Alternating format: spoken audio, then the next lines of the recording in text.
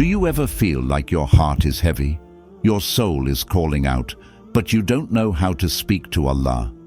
Maybe you've raised your hands in dua, searching for the right words, only to feel lost and disconnected. What if I told you that Allah is closer than your own heartbeat, waiting to listen, no matter how broken or silent your voice may be? In this video, we're diving deep into 3 life-changing ways to speak to Allah. Ways that can turn your struggles into peace, your whispers into answered prayers, and your distance into closeness. This could be the moment that transforms your connection with Him forever. Don't miss it. Umar was the kind of man people admired. He was strong, confident, and always seemed to have his life together. A successful entrepreneur and a devoted father, he carried himself with pride. But what most people didn't see was the storm brewing inside him. His business, once thriving, was now on the brink of collapse. Debt piled up, and sleepless nights became the norm. As if that wasn't enough, he had recently lost a close friend, someone who had been his anchor during difficult times. With each passing day, Umar felt his strength fading.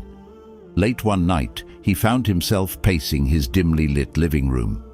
The house was silent, but his mind was anything but. Questions swirled in his head. Why is this happening to me? What did I do wrong? Why does it feel like I'm losing my connection to Allah? In the corner of the room, his prayer mat lay untouched. Umar stared at it, conflicted. A voice inside him whispered, "What's the point of praying? Will Allah even hear you after all this?" For the first time in his life, Umar felt powerless, lost in the overwhelming weight of his struggles. Just as he was about to walk away, a memory surfaced, his late friend's words. "When you feel like you can't speak to Allah, just start. He knows what's in your heart, even before you say it." The thought lingered, nudging Umar to take a step forward. He hesitated, but then something inside him shifted. Slowly, he walked to the corner, picked up the prayer mat, and sat down. For a moment, he simply stared ahead, unsure of what to say. But then, with a deep breath, he raised his hands and began to speak. Sitting on the prayer mat, Umar felt a wave of uncertainty. His hands were raised, but his mind was blank. The silence around him was deafening, and he couldn't shake the thought that his words wouldn't matter. His heart was heavy, weighed down by doubt and despair. For a moment, he lowered his hands, staring at the mat beneath him. "Why am I even doing this?" he thought.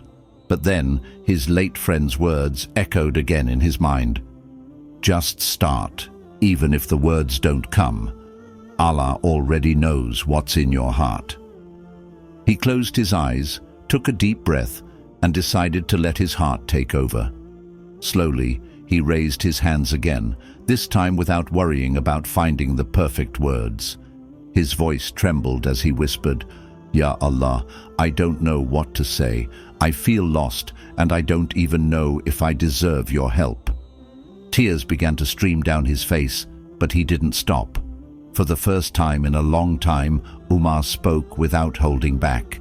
He confessed his fears, admitted his regrets, and shared the pain he had been carrying silently for so long. As the words poured out, something unexpected happened. The heaviness in his chest began to lift, replaced by a sense of relief. It wasn't that his problems had disappeared, they were still very real. But in that moment, he felt heard. He realized that he didn't need to find the right words or follow a perfect script. What mattered most was speaking to Allah with sincerity. For the first time in weeks, Umar felt a flicker of hope. It was small, but it was there. A sign that maybe, just maybe, he wasn't as alone as he had thought. As Umar sat on his prayer mat, the rawness of his emotions gave way to a deeper realization. For years he had approached his du'as mechanically, reciting memorized words without much thought. But this time was different. He wasn't reciting, he was speaking from his heart, not just his lips. Ya Allah, he whispered, his voice trembling. I don't know what to do anymore. Everything feels like it's falling apart. My business is failing, and I feel like I'm failing my family too. I'm scared, and I don't know where to turn. Tears streamed down his face as he continued. I've made so many mistakes. I've been so caught up in this world, chasing success, that I've neglected you. And now, when I need you most, I don't even know how to ask for your help. For the first time, Umar wasn't trying to impress anyone, not even himself. He wasn't searching for eloquent words or trying to present himself as strong. He was vulnerable, honest, and completely unguarded. And in that vulnerability, he found something he hadn't felt in a long time: peace. He remembered a hadith he had learned as a child, but never fully appreciated until now. Indeed, Allah does not look at your forms or your wealth, but He looks at your hearts and your deeds. Muslim. That moment reminded Umar of the simplicity of dua. Allah wasn't waiting for perfectly crafted sentences. He wasn't judging the grammar or structure of his words. All Allah wanted was sincerity, a heart that turned to Him, fully trusting in His mercy and guidance. As Umar poured out his soul, he began to notice something unexpected. The words that had initially felt forced now flowed effortlessly. His heart, once heavy with pain, started to feel lighter. It was as though the act of speaking to Allah was healing him, piece by piece. For the first time in his life, Umar realized that speaking to Allah wasn't just about asking for things. It was about connection. It was about acknowledging his reliance on the one who had created him, the one who knew him better than he knew himself. Ya Allah, he said finally, his voice steady now. I don't know where this road will lead, but I trust that you do. Guide me, Ya Rabb, and help me find my way back to you. As he finished, Umar sat in silence, letting the stillness wrap around him like a comforting embrace. He felt no judgment, no pressure, only the quiet assurance that Allah had heard every word, even the ones he couldn't bring himself to say. The morning light poured through the windows, illuminating the room where Umar had spent the night reflecting. He felt calmer than he had in weeks, though his struggles were still very much present. Determined to start his day with a fresh perspective, he reached for his Quran, a habit he hadn't maintained consistently in recent years. He opened it randomly, letting his fingers guide the pages. His eyes landed on a verse that felt like a direct answer to his heart's turmoil. And when my servants ask you concerning me, indeed I am near. I respond to the invocation of the supplicant when he calls upon me. Surah Al-Baqarah 2:186. The words seemed to leap off the page, wrapping around his heart like a warm embrace. Umar read them again, slower this time, letting the meaning sink in. Indeed I am near. The phrase echoed in his mind, carrying with it a realization that stopped him in his tracks. Allah had never been far from him. The distance he had felt wasn't real, it was an illusion created by his own doubts and distractions. Umar closed his eyes, replaying moments in his life when he had felt truly connected to Allah. He remembered the times he had made dua with unwavering certainty, trusting that Allah was listening. He recalled moments of gratitude when he had thanked Allah for blessings he didn't think he deserved. Those memories were a stark contrast to the disconnection he had been feeling lately. But this verse reminded him of something profound. Allah's closeness isn't dependent on how we feel. It's an eternal truth. Whether we're at our strongest or our weakest, Allah is always near, always ready to respond to those who call upon Him. Umar couldn't help but think about his late friend's advice. When you can't find the words, just start. He realized now that Allah doesn't need elaborate prayers. He simply wants us to turn to Him, to acknowledge His presence and rely on Him completely. That day, Umar made a conscious decision to carry this truth with him. As he went about his day, he found himself speaking to Allah in small, heartfelt moments. While driving, he whispered, "Ya Allah, guide me." While working, he said, "Ya Allah, grant me clarity." Even in the quiet moments when no words came, his heart turned to Allah in remembrance. The verse from the Quran became his anchor, a constant reminder that no matter how distant he might feel, Allah was always near, closer than his own soul. Umar began to see the beauty in this realization, that speaking to Allah wasn't about formality, it was about intimacy. It wasn't about saying the perfect thing, it was about trusting that Allah understood every unspoken word.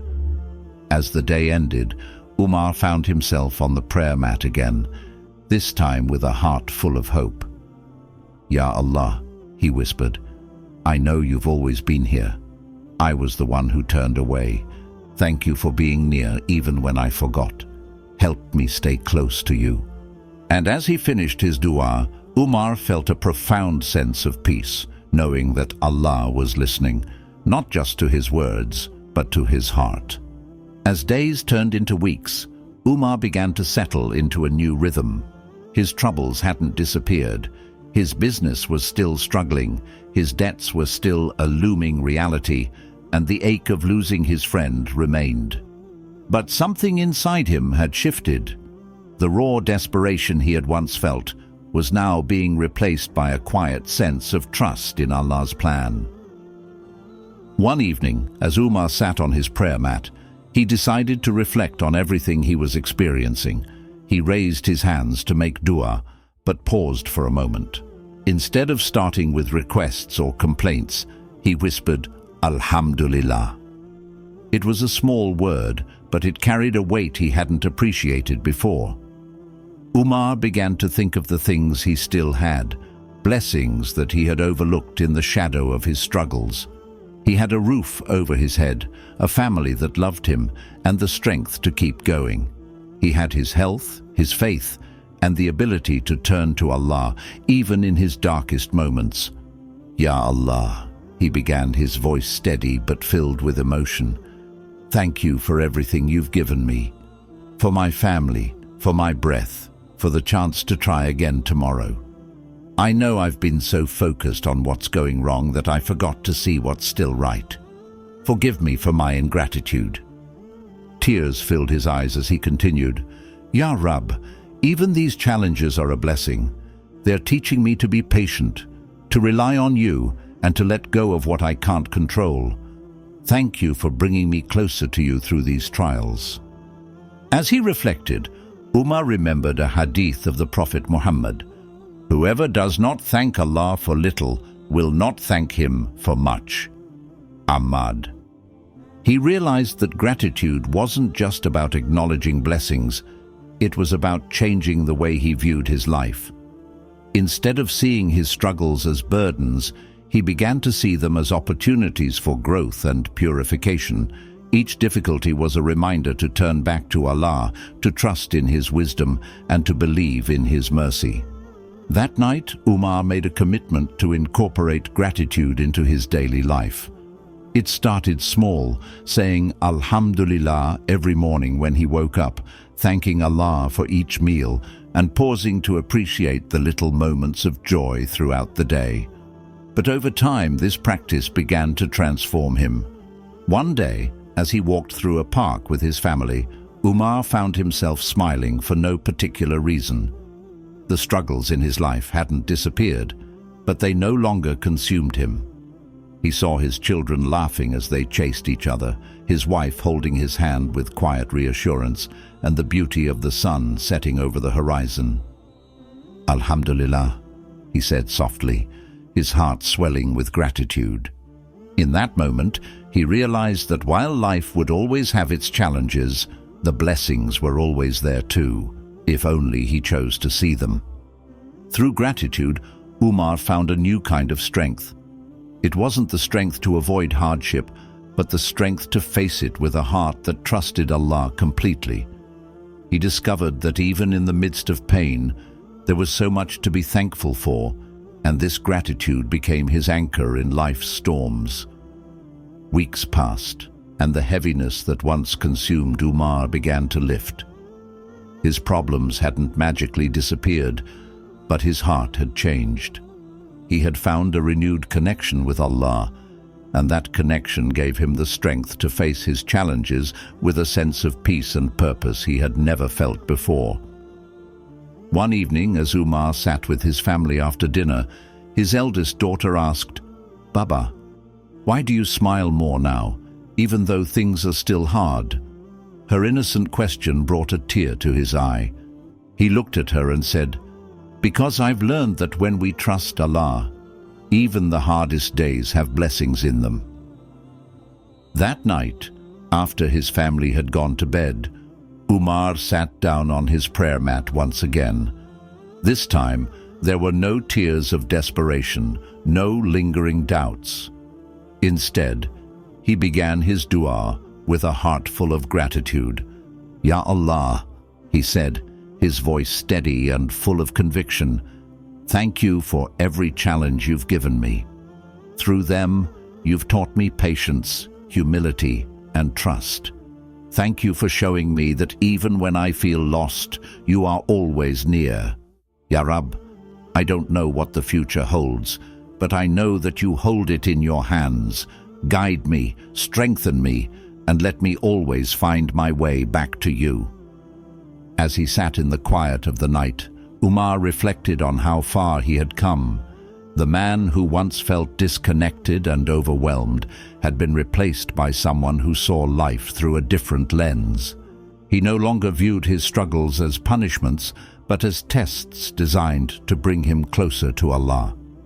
Inspired by his journey, Umar felt a deep desire to share what he had learned with others. He began speaking at community gatherings, sharing his story of struggle, loss, and ultimate transformation. He told people about the 3 keys that had changed his life: sincerity, trust in Allah's closeness, and gratitude. "You don't have to have perfect words to speak to Allah," he would say. "Just be honest. Allah isn't waiting for perfection. He's waiting for you to turn to Him, no matter where you are in life."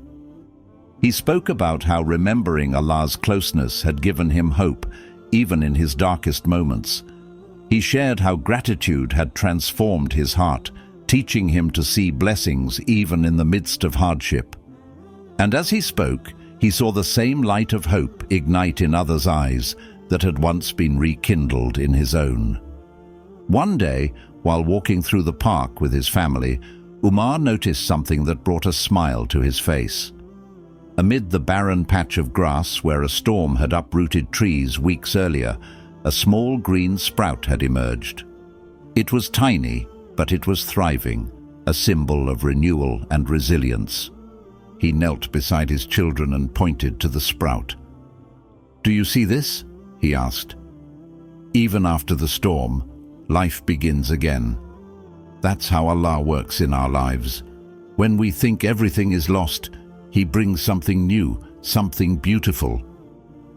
As they walked away hand in hand, Umar's heart was filled with gratitude. His journey wasn't over, but he knew he was no longer walking it alone.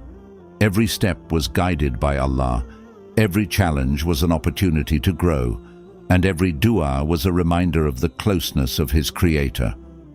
In that moment, Umar realized the most profound lesson of all. Speaking to Allah wasn't just about asking for help. It was about building a relationship, one that grows stronger with every sincere word, every act of trust, and every expression of gratitude. As Umar's story shows us, speaking to Allah doesn't require perfect words or a flawless heart, only sincerity, trust, and gratitude. Allah is always near, closer than you can imagine, ready to listen to every whisper, every cry, and every silent thought. If this story touched your heart, don't let it stop here. Take a moment today to speak to Allah. no matter where you are or what you're going through. And if you found value in this video, share it with someone who might need this reminder. Your support means so much to us. Please like this video, subscribe to Wisdom of Deen, and turn on notifications so you don't miss more inspiring stories like this one. Together, we can continue to grow in faith and bring these reminders to more hearts.